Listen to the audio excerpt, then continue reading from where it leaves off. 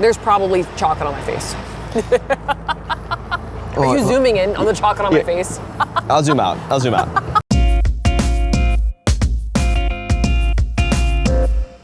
Hello, friends, and welcome to another video. This week, we're gonna be trying the most viral Japanese desserts we could find. It's the Instagram versus reality final boss. Because if these things aren't good, I will be very sad.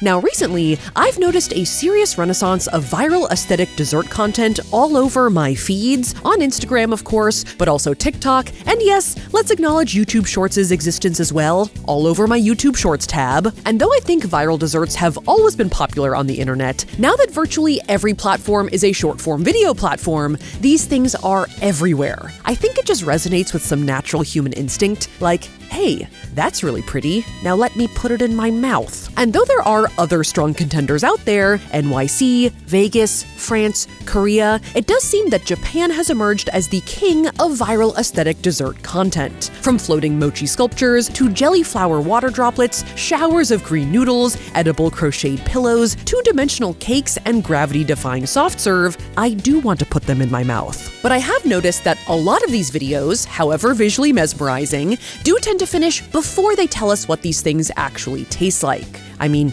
it's short form. It's gotta be short. But that does leave a lot of questions unanswered, like, what is this made out of? What is the texture of these green noodles? And is it possible that something that looks this cute could also taste good at all? And cherry on top of the proverbial cake, since they're all the way across the world, these questions are even harder to answer. But when planning our content trip to Japan, I realized this could be the perfect opportunity to investigate some of these viral desserts that have been auto-playing in my mind, to try them IRL and see if they're actually any good. My hopes are delusionally high.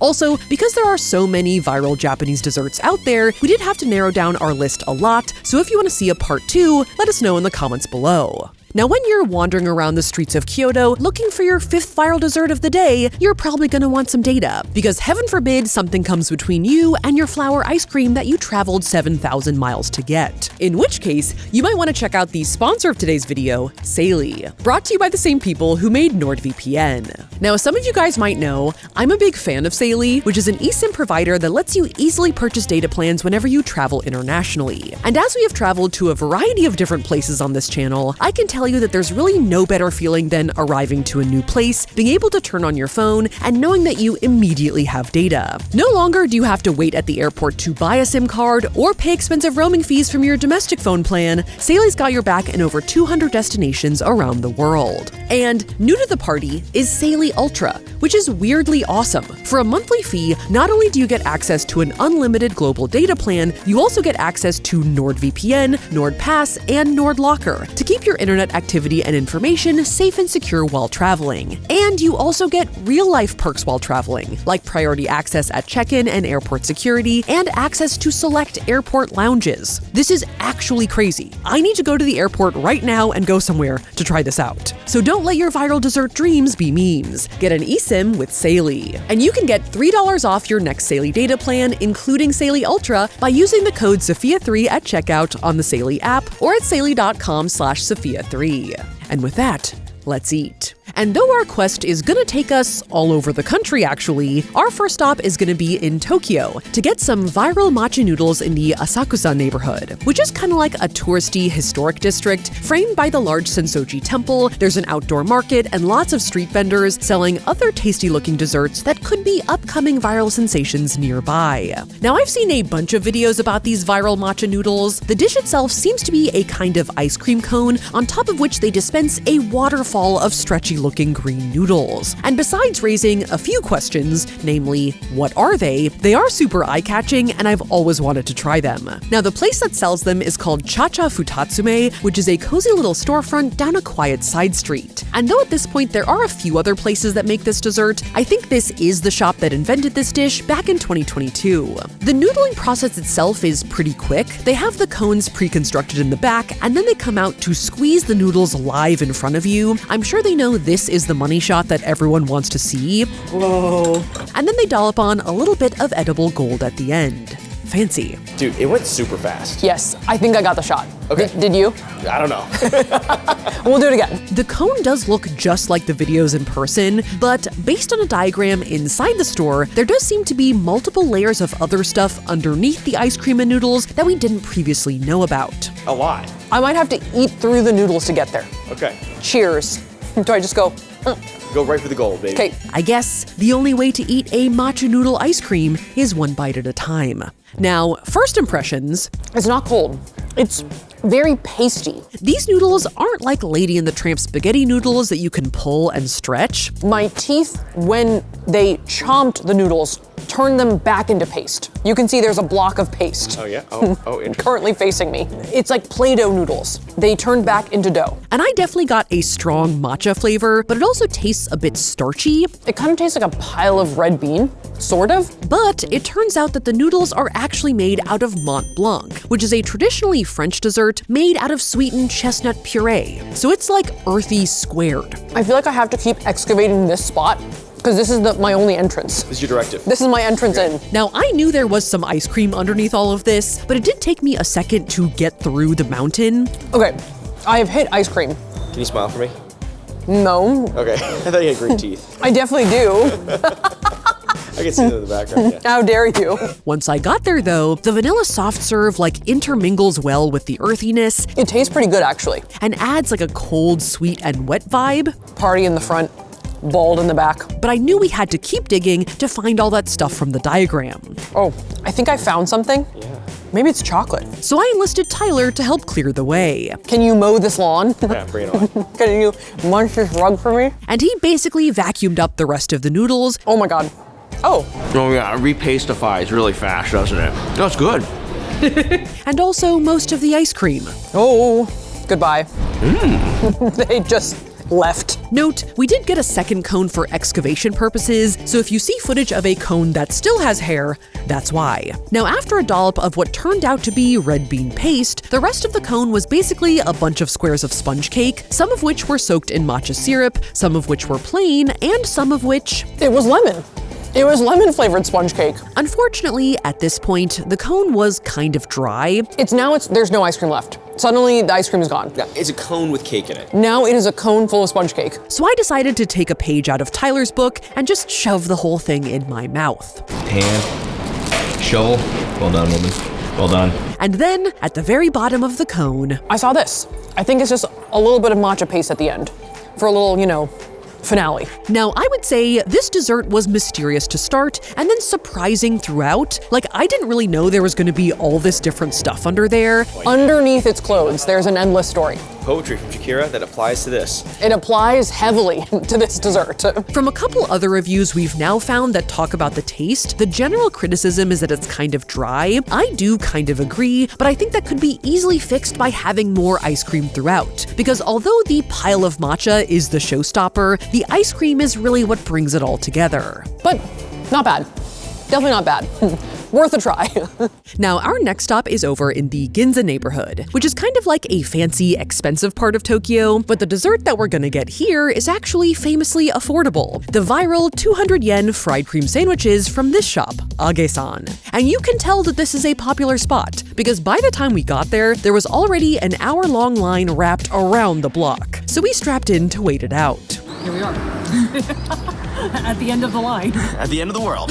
Now, these sandwiches are not the most over-the-top aesthetic desserts, but they are really tasty looking and seemingly just stuffed full of cream. I have seen a few more people describe what these things taste like than with some of our other desserts, but they look so good and are so popular, I figured we had to try them. I feel like I'm trying to get into a club right now. Oh, yeah. Now, besides being saved by a conveniently placed vending machine across the street, You want a green tea? Yeah. Should we split one? while in line, we poured over the Age-san menu, and they do have a ton of different fried sandwiches. A lot of sweet options, including a Mont Blanc one. Oh, you can get like the Dubai chocolate pistachio or the ganache. That one looks kind of good. But also some unique savory sandwiches, like a burger option and a noodle option, in case anyone's interested. Now, after an hour under the cherry blossoms, We're crossing. We did it. Things are happening. we finally made it into the shop. We're in.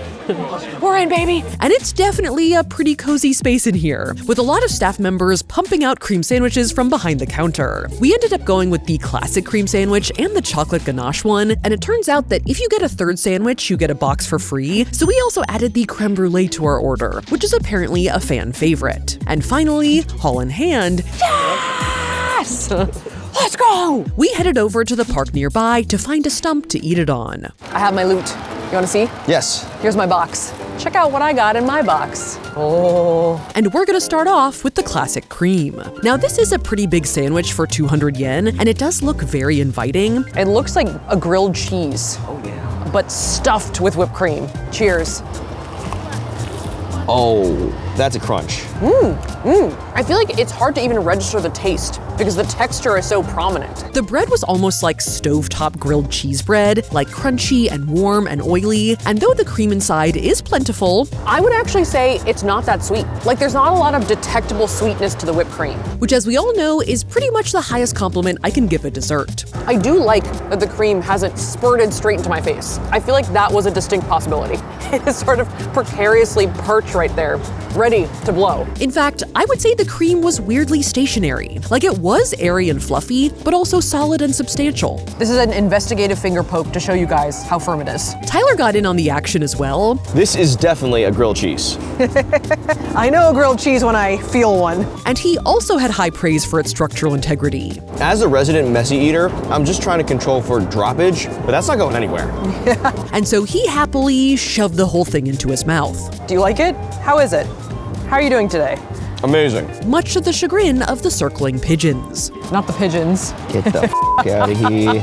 Our chocolate ganache sandwich did look like more of a dessert and also tasted like one. Super good. Tastes like chocolate mousse. You can see like the air in there, It does look really airy. right? Though I was more worried about this one falling apart because of the extra ganache chunks. There's probably chocolate on my face. Are you zooming in on the chocolate on my face? I'll zoom out. And as Tyler showed here, the loose powder can even be treacherous. Oh, you got cinnamon challenged. Do you need some help? I pushed through the Glozell. Okay. I'm here. Now, unfortunately, our creme brulee top here was not crackable, It's not stiff. Okay. but the flavors were very strong. It was creamy and sugary and had a distinctly buttery flavor. It has a bit of a French toast flavor, but it's crunchier. I'm fine. What was that? I don't know.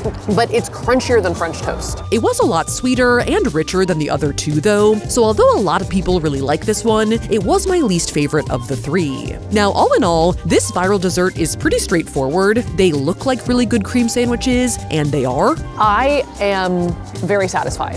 Full.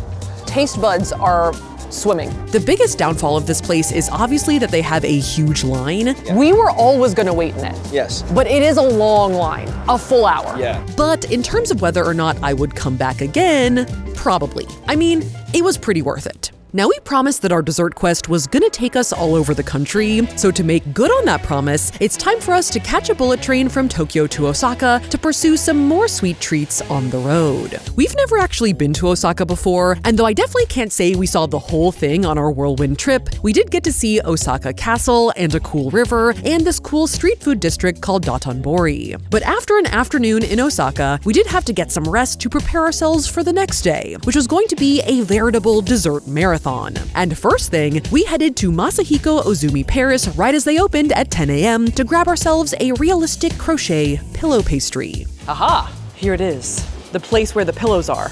Finally. Now these things are some of the more unique viral desserts I've seen, There they are.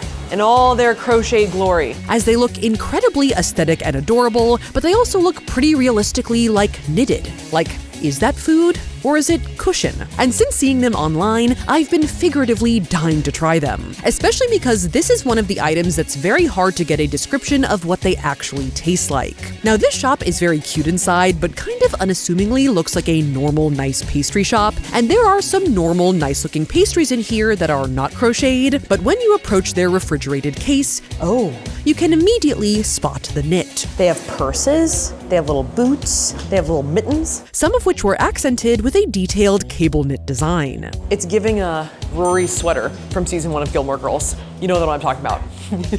But since we were staring down the barrel of an entire day of desserts, we decided to just focus on the pillows, which do also look amazing in person. There's matcha, vanilla, Paris flavored, and noir, which I'm guessing is darker chocolate. Apparently this is called a zabuton dessert, named after a type of pillow common in Japan that you use when sitting on the floor. And after picking out 2 pillows, a vanilla one and a noir, it was about time to bury my face in them. All right, shall we eat them? Yes. Let's go. I think this is our ledge of choice. Yes. This is the ledge. The ledge next to the store. Now, up close, one of the most impressive parts of the pillow is that it's almost like fluffy looking, like wool. Like there is some, not fur, but like something that looks like fabric Lint? about it. Which I can only imagine is some kind of powder. I'm intrigued. And upon first contact, Oh, I thought it would be firmer. I thought it would be like a shell. Oh, it's not. It's incredibly soft. Oh, I didn't get deep enough. It's just solid tan. it turns out this thing was actually kind of just like soft, moussey paste. All right, I got a chunk of crochet right here. Cheers. Oh, it's very good. And plot twist, this dessert is also made out of Mont Blanc, which as we now know is a chestnut puree, but this time when flavored with chocolate, it was a lot less earthy. It tastes almost indistinguishable from like a chocolate mousse. Also similar to the matcha noodles, there was also a diagram inside the store here that showed that there were other things inside of this besides just Mont Blanc. Oh, I do feel something. Oh, wait, actually, what the heck? What is that? Hold on. Which thankfully this time were not so difficult to find. It's cookie. It's cookies in there. Inside this one is gianduja, which is a hazelnut paste, and a chocolate biscuit, which did add some nice crunch to the very soft Mont Blanc. And the glistening orb on top, Pulling that thread of that sweater. The sweater is coming apart.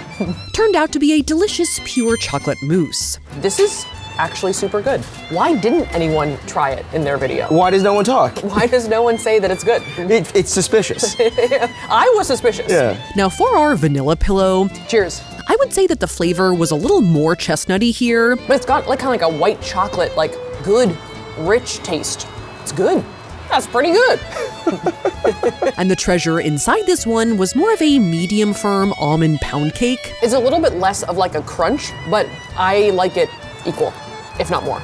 And the dollop at the top, once I was able to get in, was like a sweet white chocolate mousse. Now this dessert was very mysterious and kind of hard to track down, like we had to go all the way to Osaka to get it, but This exceeded my Instagram expectations. as not only did it look just as amazing in person, it tasted way better than I thought it would, and there was no line. I was kind of nervous. I thought this was all aesthetic, no tongue appeal. But there is tongue appeal. So maybe we do like Mont Blanc. There was, though, a rogue giant chestnut in one of the corners of this cake, Yeah, there it is. It's just a chestnut. so watch out for flying chestnuts. Yeah? Pretty good. Pretty sweet. I think they soaked it. Now for our next stop, we had to get in the car and embark on our 1-hour-long drive to Kyoto, which is another city we haven't been to before, though to be honest, we're not gonna have a ton of time to explore it today, but one of the many things it's famous for is its high-quality traditional matcha, being located right next to Uji, which is widely considered the matcha capital of the world. And our destination was this little matcha shop called Matcha House, located in the Kawaramachi district in downtown Kyoto. This is us. Short line. Yes. Let's get in it. Should I start a wraparound? Maybe here could be good. And we were here to get the viral matcha tiramisu, which seems like a pretty straightforward dish, but is very visually stunning. We've been relocated. Yeah. We've been shepherded. Makes sense. Yeah. You're kind of in the way. A lot of videos focus on the act of layering the dish in green matcha powder or on spooning out a creamy bite, and I think it just looks really vibrant and sleek and just oh so square. Now, Matcha House does have a few different things on their menu, a variety of matcha desserts and drinks, but I think the main thing is their tiramisu, of which they have a traditional matcha and a hojicha roasted green tea version. But we went for the traditional green, and once we snagged them, we headed upstairs to this little seating area to dive in to the box. Wiggle, wiggle, wiggle, wiggle. It's like a waterbed. It is like a waterbed. Now, the box the tiramisu comes in is called a masu, which is a hinoki wood container usually used to serve alcohol like sake, which was actually kind of appropriate, as it turns out this thing is basically liquid. Oh, I see only cream. Like, it's almost like matcha soup. and now it's dripping. I've ruined the top completely. It's ruined. But overall, it's also delicious. Lots of different flavors. The cream is very milky, like very like dairy-ish. It almost has like a half and half flavor. You know what I mean? Like a creamer. The flavor and texture of the cream is not really like a traditional tiramisu mascarpone, but the matcha does provide that bitter, caffeinated contrast. The matcha is quite potent. Like it's pretty earthy. So, tiramisu it is. Distinctly missing from our tiramisu recipe here, though, was the cake. I'm gonna keep excavating. It might be hard. Though I was sure it must be down there, so I kept on digging. Is there cake under there? You keep pulling from the same corner, hoping for answers. I did eventually hit cake. The smallest smidgen of cake was found. At first, just a tiny bit, and it was pretty plain. It's like, it's a suggestion of cake, more than anything. But eventually, I did find a goldmine of matcha-soaked sponge, a la classic tiramisu ladyfingers. It is under there. It is very wet. The flavor is wet cake. The cream is still the winner, but there is some cake under there. Now, once I had this all figured out, Tyler swooped in to enjoy the fruits of my labor. Like the paleontologist coming in at the 11th hour to claim the discovery. Take credit for my work. Yes. And I think we were both on the same page that even though it was super liquidy, It's kind of like a sloppy tiramisu. Like a sloppy Joe. Yes, non-Newtonian tiramisu. it was a pretty good alternative tiramisu product. I wouldn't call it light, No. but I do think that it is balanced and tasty. Now, in terms of Instagram versus reality here, the only thing that was kind of a surprise was that I thought the box might be a lot bigger based on the videos, but it's probably better that it isn't. It kind of seemed like a giant box of matcha, but in reality, it's kind of like a cute little handheld. But it was just as satisfyingly square as I thought it would be. Overall, I would say worth it. The line was not too bad. So with 2 of 3 desserts for the day down, somehow we were still standing, and it was on to our final stop. Also in Kyoto, located in a nice atrium-esque garden mall. What an aesthetic shopping mall. Yeah. A perfect place for an aesthetic dessert. And we were there to get the very famous, very aesthetic flower bouquet ice cream. Shall we get in line before things get sold out? Now, this is definitely one of the most beautiful dessert items I've seen, and besides just looking really cool, a lot of the videos also focus on the artistry of piping out the delicate edible petals. And I've always wondered, what are these flowers made out of? Because it can't be ice cream, right? And secondly, what does it taste like? I have to know. The shop itself is called This Is Shizen, and it's kind of like a modernist nature concept cafe. Like versus some of the other cozy bakeries we've been to, this one has very much modern art museum vibes. And to be fair, they are making edible art in here. Oh, look at this glittery rock right in the middle. This is cool. And for your ice cream rose mix bouquet, you get to pick 3 roses of your choice that come in all different colors and flavors. All right, how about blue, pink, and white? Oh, no, or black. We ended up getting the purple sweet potato rose, the blue butterfly pea flavored rose, and the black sesame rose. They have the flowers pre-prepared in the store so they can put the roses on immediately, but they do pipe on a few leaves live, which is pretty exciting. It's so beautiful. It is really, really beautiful. Heads up though the line isn't too bad, this place is in pretty high demand, as by the time we went back to order our second B-roll flower cone, they were already sold out of the purple roses. So our second decoy cone, in fact, has a pink strawberry rose on it. FYI. Now, it is a little unclear how to approach this thing. I have a spoon. I feel like I shouldn't just chomp. My matcha noodle experience led me to want to try and get a little bit of the flour and a little bit of the ice cream as well. Oh, it's soft. Oh, actually, I have no idea how to get the ice cream. But there is a layer of puffed rice in between the flowers and ice cream, Just let it rip. Nope, the puffed rice is a wall.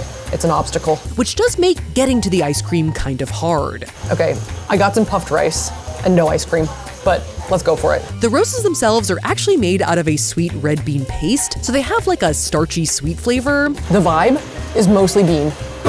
The vibe is bean. With the purple, I didn't get a lot of sweet potato flavor, but then again, sweet potato is also kind of sweet and starchy, and honestly, I could do without the puffed rice. The puffed rice is kind of just like a cock block.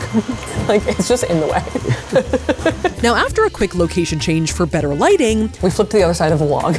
Cheers. I dove back in to try and get some ice cream. The ice cream is kind of hard. It's not like soft serve. You know what I mean? What's the other kind of ice cream? Hard serve? Hard served. Just the scoops? which may be more structurally sound, but it's definitely harder to dig out. Goth beans. Goth beans. I was able to get some ice cream out with our black sesame flour, and Once you kind of get into it, it's actually very good. the sweet vanilla ice cream is a nice offset to the earthy red bean, and the black sesame had a little more of its own flavor than the sweet potato. This one's black sesame, and I'm getting kind of a smoky sesame flavor to it too. Toasted. It's good. Toasted. Now, we'd been carefully excavating our cone to try and keep the flowers intact as long as possible, but after extracting out a bit of blue rose, which tasted mostly like the red bean base, plus maybe a hint of something floral. Butterfly pea is like a very subtle, kind of like planty, delicate flavor. Yeah. And I think that's what it tastes like. Delicate and subtle. We finally just started demolishing the flowers and eating it like normal people. I'm getting the Neapolitan here. Oh, This is the full bouquet, baby. nice. Which achieved the best result. Getting that black sesame. This win now. Which is my favorite one. So, I'll take that as a win. So in terms of Instagram versus reality here, I honestly think the aesthetics of the delicate flowers were potentially more beautiful in person, but the taste was just good, not great. The black sesame is the best. So if you're averaging it out, It meets expectations, right? Because it's kind of like, I'm pleased. and I am very glad I got to try it, especially because by the time we finished our taste test, they were completely sold out of everything. So we had made it just in time. Good day. Crazy. But after 3 desserts and 2 cities in 6 hours, I was hungry for something else. All right, well, let's get on the bullet train. We're heading back to Tokyo. We're gonna get a quesadilla first. Oh yeah, that sounds good. Quesadillas, baby! I hope our investigation can provide anyone who's wondered what these desserts are really like some answers. I definitely feel more fulfilled knowing what these taste like now, and though I will say, not everything was what I expected they would be, these things on the whole looked amazing and tasted good enough IRL that I would say they lived up to the hype. I think reality won Yeah. by a margin. Yeah, they're good. But if you don't like red bean, matcha, or our new friend Mont Blanc, you might not like them as much as we did. But a quesadilla down the hatch, it's time to get on the bullet train and head back to Tokyo to film another video. Time to take a nap. And we'll see you guys next time.